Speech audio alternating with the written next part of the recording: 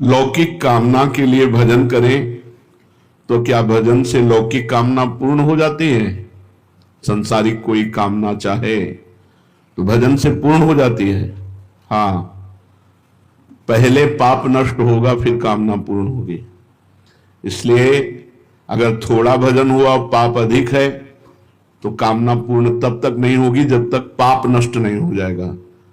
दुख देने में पाप का योगदान है। तो ध्यान रखें, भजन करने वाले एक तो कामना करते नहीं, अगर कामना करते हैं तो पूर्ण तभी होगी जब आपका पाप नष्ट हो जाएगा। ऐसा ना सोचे कि भजन से कामना पूर्ण क्यों नहीं हुई, और भजन करो। जब तुम्हारा पाप नष्ट हो जाएगा तो तुम्हारी कामना पूर्ण हो जाएगी। भजन करने वाला लौकिक कामना ना करे तो अच्छा है, भगवान की प्राप्ति की कामना करे, दुख सुख भोग ले। कामना चाहे पूर्ण हो या नष्ट हो, भजन दोनों काम करेगा। कामना पूर्ण करके चाह मिटा देगा या कामना का ही नाश कर देगा। भजन नहीं छोड़ना चाहिए। हम तो 7 वर्ष से भजन कर रहे हैं, प्रश्नकर्ता ने कहा, पर हमारी कोई आदि व्याधि अभी तक दूर नहीं हुई। मुझे लगता है मेरा भजन निष्फल है क्या? नहीं, बाहर के दुख और शरीर की बीमारी ये प्रारब्ध के अनुसार मिलती है। भजन का फल है अंतःकरण शुद्ध होकर भगवदानंद की प्राप्ति होना। भजन का फल ये नहीं कि तुम्हारा जुकाम बुखार ठीक हो जाए, तुम्हारा ये ठीक हो जाए। अगर चाहोगे उस कोटि का भजन करोगे तो हो जाएगा, पर भजन का फल ये नहीं है। भजन का फल है अंतःकरण की पवित्रता और भगवदानंद की प्राप्ति। महाराज, शरणागति का क्या अर्थ है?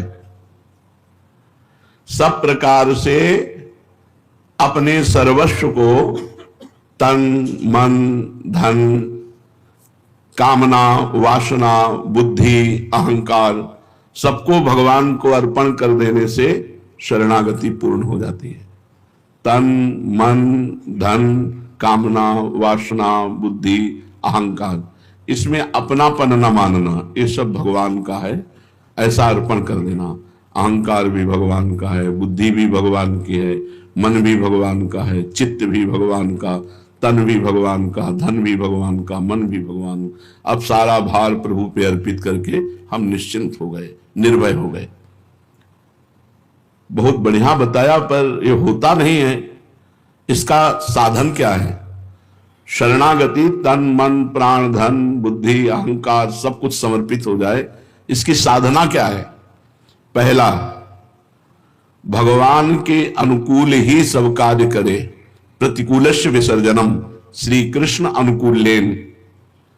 तन मन वचन से कोई पाप कर्म न बने, सबसे पहला है। शरणागति के लिए मनमानी आचरण करने वाला शरणागत नहीं होता। तन से मन से वचन से श्री कृष्ण अनुकूलेन प्रतिकूलस्य विसर्जनम, प्रतिकूल आचरणों का त्याग और अनुकूल आचरण भगवान के करना, ये पहला साधन है। प्रतिकूलस्य विसर्जनम, पाप आचरण न होने पावे। अगर पाप आचरण होंगे तो शरणागति आपकी नहीं मानी जाएगी। एक प्रश्न आज कर रहे थे कि जब पुण्य भगवान को समर्पित तो पाप भी भगवान को समर्पित। ये पुण्यात्मा का या महात्मा का लक्षण नहीं कि जो मन में आया सो कर लिया, इसके बाद कोई पश्चाताप नहीं। अगर हमसे गलत हो गया तो हमारा हृदय जले, भगवान से प्रार्थना करें कि प्रभु दोबारा ऐसी हमसे गलती न हो। तब तो वो गलती से निकल पाएगा। जब जलन ही नहीं तो गलती से निकल ही नहीं पाएगा। भगवान के शरणागत के द्वारा पाप नहीं होता, ये पहला लक्षण है। अगर हमें शरणागत होना है तो पाप आचरण हमें छोड़ना है। नाम जप के प्रभाव से हमें पाप आचरणों से डरना है, बचना है, नहीं हम प्रभु की शरण में नहीं हो पाएंगे। दूसरा, भगवान के प्रतिकूल समस्त कार्यों और भावों का तन मन वचन से सर्वथा त्याग कर देना। पहला है भगवान के अनुकूल आचरण करना, और दूसरा है भगवान के प्रतिकूल जितने आचरण हैं, तन से मन से वचन से कर्म से, उनका त्याग कर देना।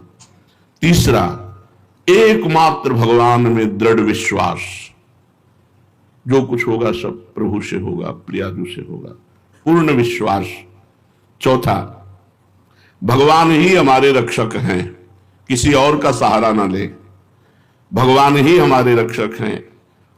हमारे प्रभु प्रेमास्पद, हमारी गति, हमारा आश्रय, हमारा ध्येय, हमारा लक्ष्य एकमात्र भगवान है।